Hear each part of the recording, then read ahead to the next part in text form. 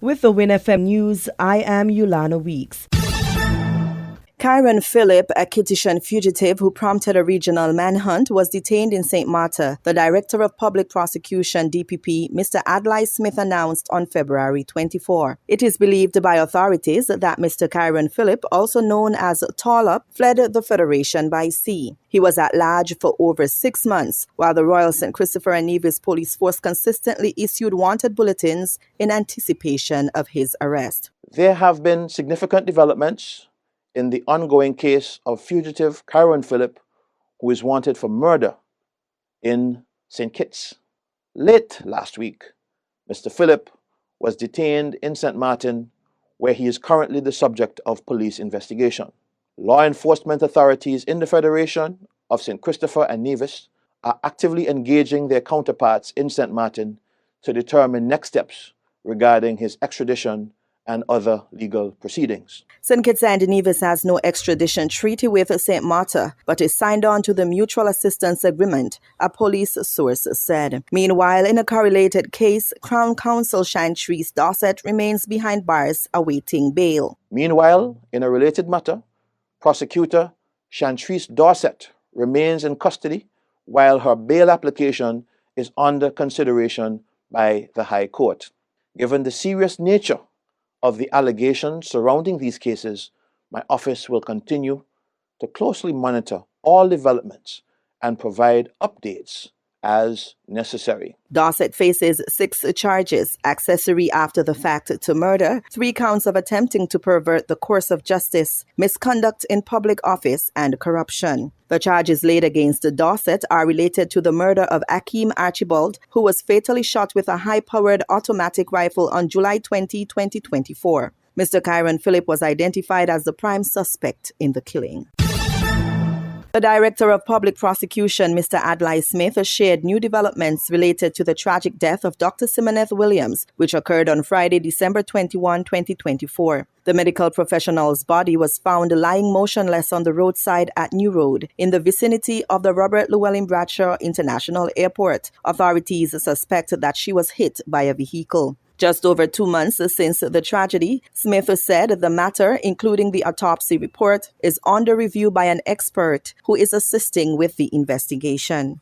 I wish also to provide an update on the investigation into the tragic death of Dr. Simoneth Williams, which occurred as a result of a traffic accident in December of 2024.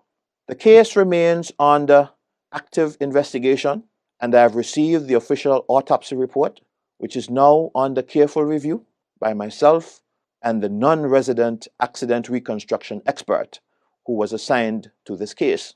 Additionally, I'm currently in discussions with the said expert who has requested further information to complete his careful analysis. That information is in the process of being supplied to ensure a comprehensive assessment of the circumstances surrounding this incident. The DPP expressed gratitude to the doctor's family for assisting with the investigation thus far, and also called on other residents and citizens to provide supporting details that could bring further progress in the case. I am grateful to the valuable assistance and information provided by members of Dr. Williams' family, who have played a crucial role in assisting me in this investigation. However, to strengthen the investigation, I'm appealing to the public for additional witness testimony. Specifically, I'm seeking civilians who are licensed drivers and familiar with the road conditions of the Island Main Road in the New Road area near the fencing of the Robert L. Bradshaw International Airport runway to come forward and provide statements to the police concerning those road conditions. I am also seeking information from any person who may have any helpful information regarding this case. If you are a patriot and willing to assist, please email my office at dppfeedback@kn.gov. That is dppfeedback@kn.gov with your contact information so that the necessary arrangements can be made. The doctor's killing was met with much public outcry, some calling it a mystery, others suggesting it was a deliberate attack following her public expressions about issues she was passionate about. In addition, concerned citizens called for more transparency and progress and also demanded the swift arrest of the driver, like in other road tragedies of recent times. I encourage the public to remain patient as this intricate and sensitive investigation progresses. Resolving this matter would have been more straightforward had additional members of the public come forward with pertinent information.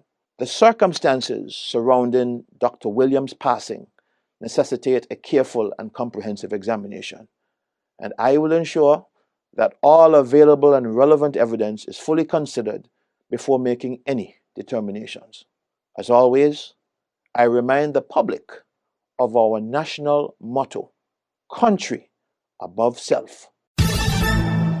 The St. Kitts Nevis Bar Association issued a statement on charges brought against several attorneys at law. The statement reads in part, quote, "The St. Kitts Nevis Bar Association acknowledges the serious charges recently brought against certain members of our profession.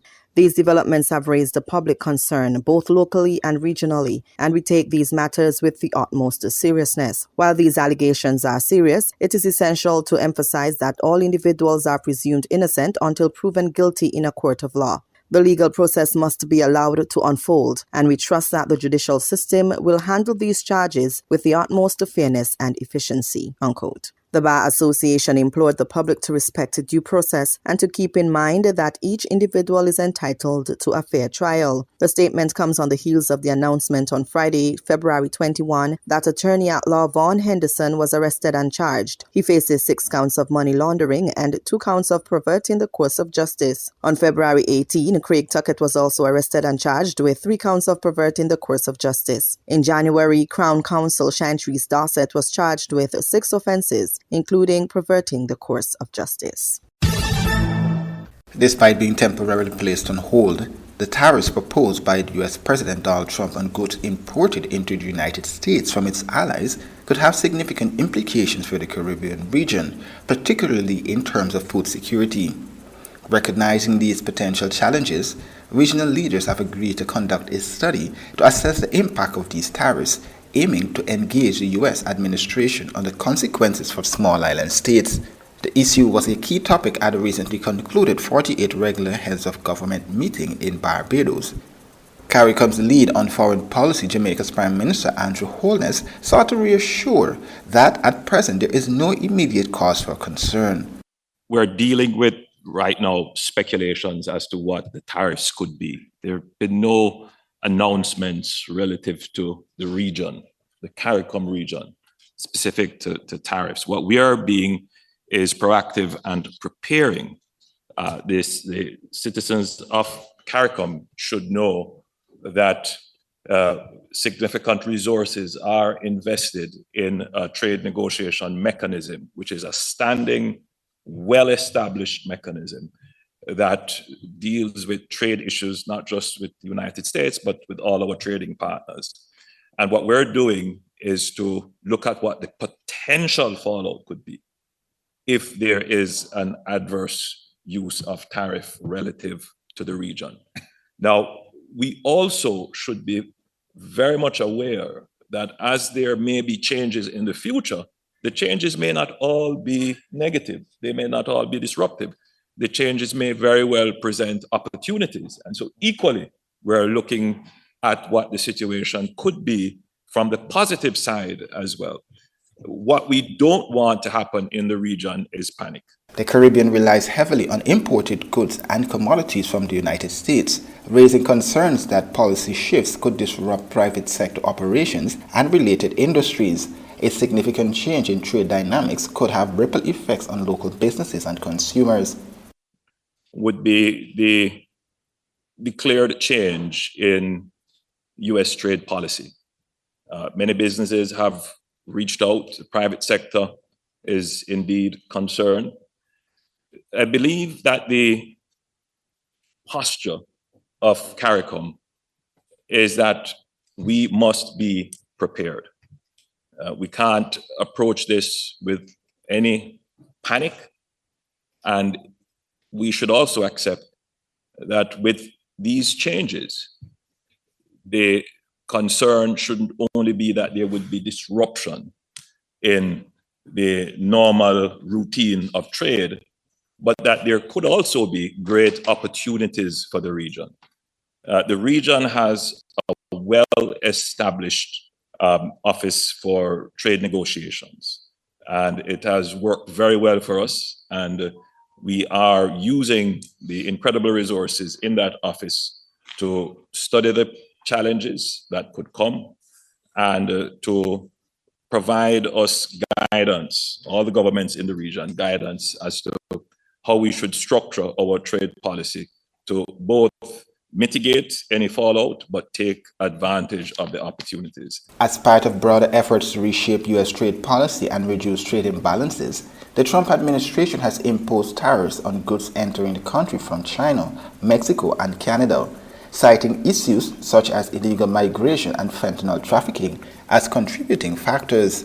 We will therefore be conducting a very detailed review of our trade situation with the United States. And we hope that in another 3 or 4 months, we will have a document which will give us a policy direction and give advice and support to the governments of the region as to how to treat with any potential change that may happen in U.S. foreign policy. China faces a 10% tariff on its exports to the United States, while Mexico is subjected to a 25% tariff on its goods. Canada will see 25% tariffs imposed. Energy-related goods from Canada will have a 10% tariff. In response, China, Mexico, and Canada have retaliated with tariffs of their own, leading to a temporary pause in further escalation from all parties involved. However, if the tariffs are eventually enforced, economists warn of potential economic fallout for Caribbean nations, including St. Kitts and Nevis. Professor Dr. Terence Martin highlighted concerns about how these measures could affect trade investment and overall economic stability in small island economies. Then what we can expect in the Caribbean, and especially in St. Kitts and Nevis, we could look for expected trade disruptions and higher costs overall. You know, as we're aware, many of our Caribbean brothers and sisters rely heavily on imports from Mexico, from China, from Canada, and either directly and indirectly through the U.S. supply chain. Now, especially if it's through the U.S. supply chain, we will see and actually those costs pass on directly. Now, if tariffs increase, the cost of these goods in the U.S. Could lead to higher prices for imports into the Caribbean region. Now, St. Kitts and Nevis might face rising costs for consumer goods, electronics, building materials, and automobiles. 6-time Panorama champions of St. Kitts and Nevis, the Bank of Nevis EBJ Harmonics Steel Orchestra celebrated its 10th anniversary in February 2025. The most successful modern-day steel orchestra has five-peated at the Sugar Mass Panorama competition, cementing itself as a dominant musical group in the Federation. EBJ Harmonics, like other steel band groups, has had its share of challenges. But according to MJ Byron, the group's leader, the aim is to keep the tradition alive and carry on the legacy of the panists who paved the way for the new generation of pan enthusiasts. If we were to crumble under financial pressure, what would become of our beloved panorama, our beloved panorama competitions? What would become of this rich cultural tradition that defines who we are as a people? I urge you to reflect for just a moment. It's not just about supporting a steel orchestra.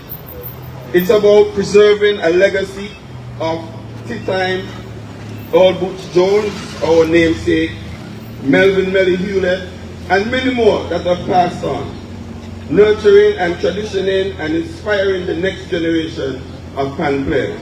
In November 2024, the Bank of Nevis forged a partnership with EBJ Harmonics, announcing itself as the title sponsor of the group. On its 10th anniversary, Mr. Denrick Liburd, Chief Executive Officer at the Bank of Nevis Limited, took the opportunity to publicly congratulate EBJ Harmonics on its achievement. Quote, "You have played a vital role in preserving and promoting our rich cultural heritage. The Bank of Nevis Limited is proud to support your journey, and we look forward to seeing you achieve even greater success in the years ahead. Keep the music alive, Mr. Liebert said. The impact of the group has been felt beyond the Federation's shores from its early days to present. MJ Byron, Omandi Byron, and Kazrano Gums played with the Supernovas, a Trinidadian pan group in 2016, which missed the top spot by 1 point. The band also won the People's Choice Award. On February 1, 2025, EBJ Harmonics gave notice that its member, Judy Zanner Dorr, was headed to Trinidad to partake in their panorama to play for the world-renowned First Citizens Supernovas. Her participation in the group highlights the continuing collaboration and partnership between the two groups over the years, as well as the EBJ's quest to give group members exposure and greater opportunities to elevate in the art form. EBJ Harmonic Steel Orchestra was established in February 2015.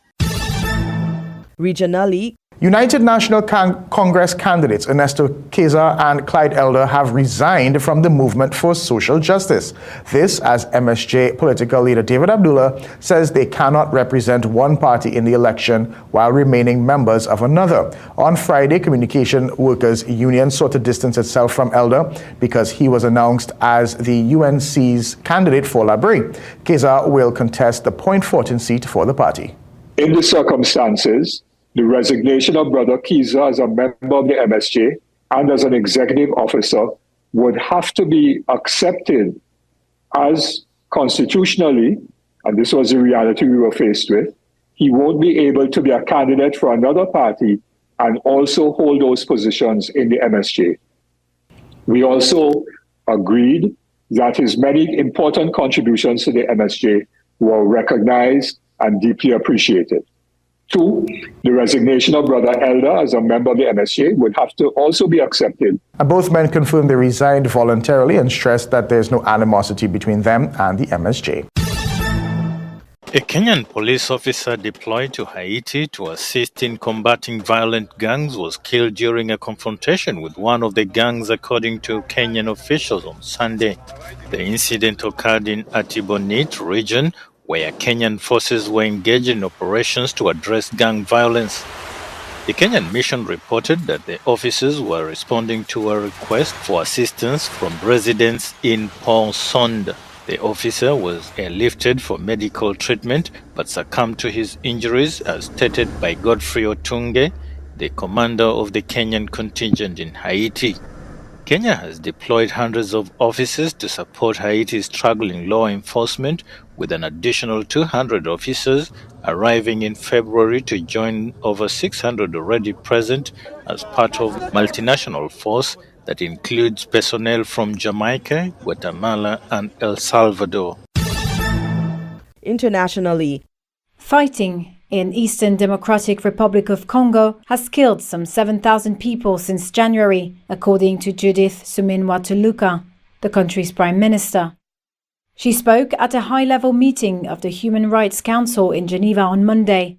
The destruction of more than 90 camps for internally displaced people, attacks on hospitals and humanitarian warehouses. According to the UN, more than 450,000 people are without shelter, food and water.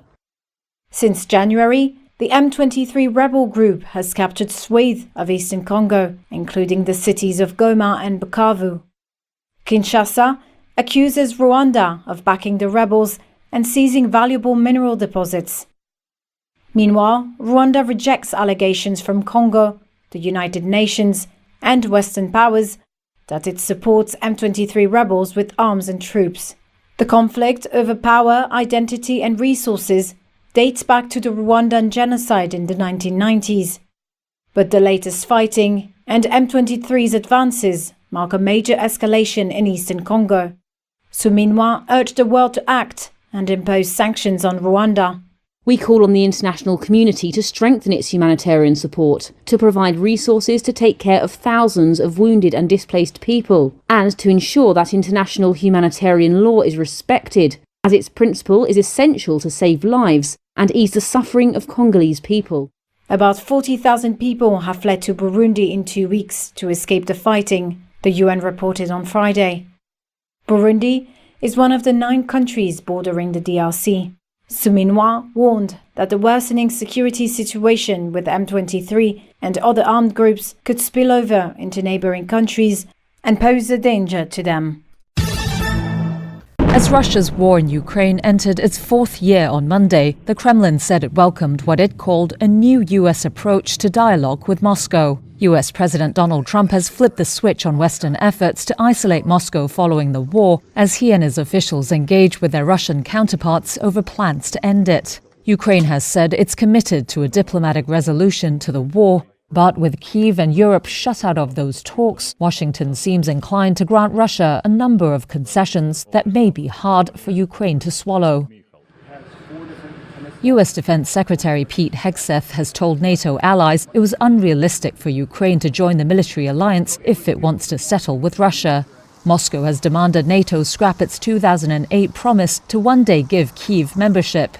It has also dismissed the idea of having NATO member forces act as peacekeepers in Ukraine under a ceasefire deal. In November, Reuters reported that Russian President Vladimir Putin was ready to cut a deal with Trump if Kyiv dropped its goal to join NATO and if Moscow didn't have to make major territorial concessions. How much land Russia can keep is a critical issue moving forward. It now controls nearly 1/5 of Ukraine, or an area about the size of the US state of Ohio, mostly in the east and south. Putin in June last year said he wants Ukraine's troops out of 4 Ukrainian regions claimed and mostly controlled by Russia. The US defense chief in February dismissed Ukrainian hopes of restoring its internationally recognized borders. Chasing this illusionary goal will only prolong the war and cause more suffering. For any deal to happen, Ukrainian President Volodymyr Zelensky says Kyiv needs security guarantees to prevent any future Russian attack. But the Trump administration has made clear it will send no troops. That places the burden on European powers, which are likely to struggle without US backing.